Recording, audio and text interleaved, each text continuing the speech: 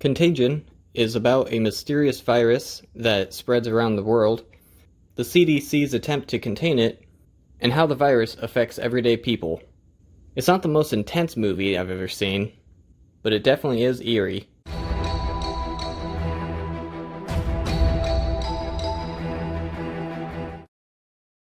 Contagion opens on day 2 of the infection. We see Beth, and she looks pretty ill. She's talking on the phone and mentions that she's just jet lagged. And then we have a montage of several cities around the world and their population, and images of people looking sick and coughing. We also get introduced to the other main characters, like Dr. Elias Cleaver, who ends up working on a vaccine for the virus, and Alan Cumweed, who is a conspiracy theorist who causes more trouble than help. This whole scene isn't too disturbing. It's just kind of nerve-wracking seeing all these sick people around the world and the population, and it has very antsy music in the background. So Beth finally makes it home, and she's looking pretty sick. She tells her husband that she's just jet-lagged, but then she goes into a seizure, and her son sees this. This is definitely part of the disturbing content, because it's pretty uncomfortable watching her. They get her to the hospital, where she eventually dies. Mitch wants an explanation of what happened to her, but the doctors really are unable to tell him.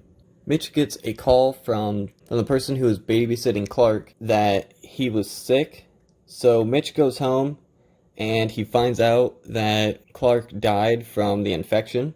The image is kind of unsettling because his skin is pale and he has foam around his mouth. Then cuts to the World Health Organization, where they're talking about what can be done to prevent the spread of this virus. And then it shows the autopsy of Beth, and the little bit that they do show is really disturbing because they end up cutting open her head and pulling the skin over. It's pretty graphic, but they only show it for a few seconds.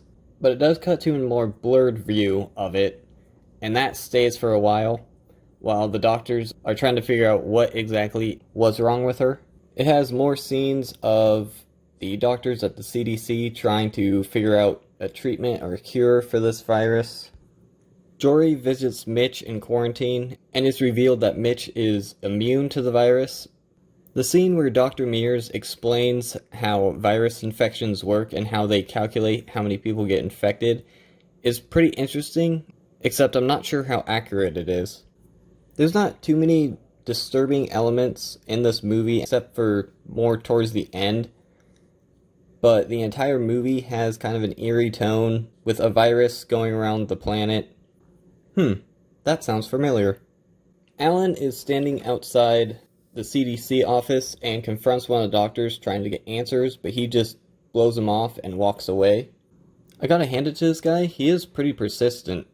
Aaron interviews a group of people who had contact with Beth to find out if any of them could have contracted the virus, but it turns out none of them did.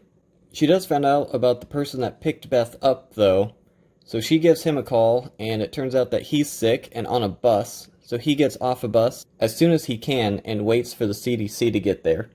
This movie has a lot of doctors interviewing people, trying to figure out where the virus came from, and people doing research on the virus to try to find a cure. Lenora goes to Hong Kong and starts interviewing a lot of sick people and furthering the research. It might make some people kind of uncomfortable seeing all the sick people and the medical procedures, but it really doesn't show anything that's very graphic at all. Ian is in a restaurant, and it shows a bunch of images of people coughing and sharing food and drinks. Alan is talking to Roger about a possible cure, that just a common drug could cure the virus, and it doesn't really show where he got this information or how accurate it is, but he seems pretty sure of himself on it. Aaron takes over the hockey rink and is laying out plans for making it a medical ward. It's kind of interesting watching how she wants to lay it out and where each level of sick person is going to be. Mitch has Jory under quarantine to where he won't let her leave the house or anyone come see her. In fact, her boyfriend even shows up, and he prevents him from coming in and makes him take the flowers that he brought for her. Then we start to finally see more of background of what Beth was doing the night she got infected, where she's at a casino, laughing with people, taking pictures, just normal things people would do every day without thinking about it. And they're trying to figure out where exactly she contracted this virus from.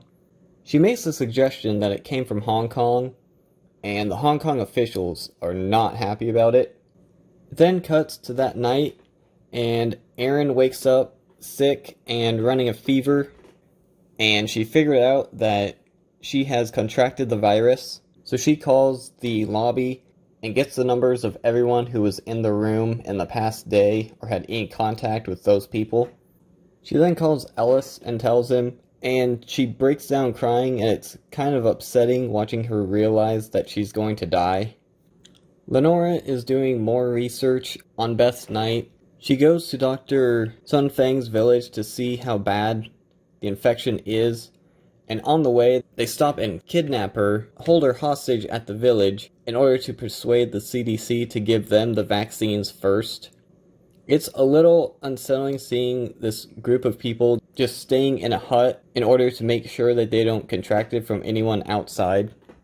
Alan then makes a blog post saying that he contracted the virus, that he's going to use Vicicia in order to cure himself. It's unclear if he really has it or not. He doesn't look too sick, and where he's filming is really dark. Elias is talking with his wife. He then tells her to leave the city before they announce any kind of quarantine procedure, even though he wasn't supposed to tell anyone, because that's not going to backfire on them. Roger overhears him say this, and he gets pissed. At day 18, Lorraine is standing in line at a pharmacy, and there's a person coughing behind her, and she asks him to cover his mouth, and this is where we get the some language for the rating, because he tells her to F off. A worker announces that they can only give about 50 doses of Vicicia, and people start getting upset, and then everyone starts pushing up to the line and smashing the glass of the pharmacy trying to get the medicine. It's kind of disturbing watching people start a riot like that and just lose all control. Mitch and Jury go to the store to get supplies, and it shows that there have been riots in the city, and there's a lot of property damage and buildings on fire. Mitch sees that there's a ton of sick people there, so they just leave and try to get out of the city, but the city is under quarantine, so they're forced to go back home. Alan goes around putting flyers on cars, and there is just trash everywhere in the street, and someone's at his house and she's obviously sick. Whoever did the makeup and came up with the design to show that people are sick did a really good job. It then cuts back to the hockey rink that Erin is in, and there's a person next to her. She tries to give him her jacket, but she's not even strong enough to do that. And the next scene shows that she died and they bury her in a mass grave. It has really sad music playing over this, and it is quite distressing to look at. Ellis is in a news station talking about different treatments that have been tried, and Alan is also in this interview, and he reveals that Ellis warned his wife about leaving the city early, so he tries to create distrust for what Alan is saying. This argument does get pretty intense. It cuts to day 21, and the virus has mutated past the point to where the vaccines that they were testing no longer work and are actually killing the host faster. So they are now scrambling to find a new vaccine, and there's racing music in the background, and then it shows empty cities and empty buildings while this music is playing. Mitch is standing in line trying to get food from the CDC, and once they announce that they're out of food, people again start rioting and attacking each other for the food and trying to get to the trucks even though they're empty, and it just adds to the disturbing content for this movie.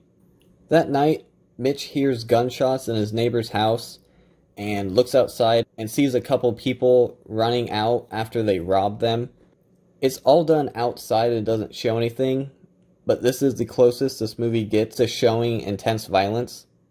Jory and Andrew are playing in the snow, and they start getting really close to each other, and they take their masks off. So Mitch throws him off of her and makes him go home, and Jory go back inside.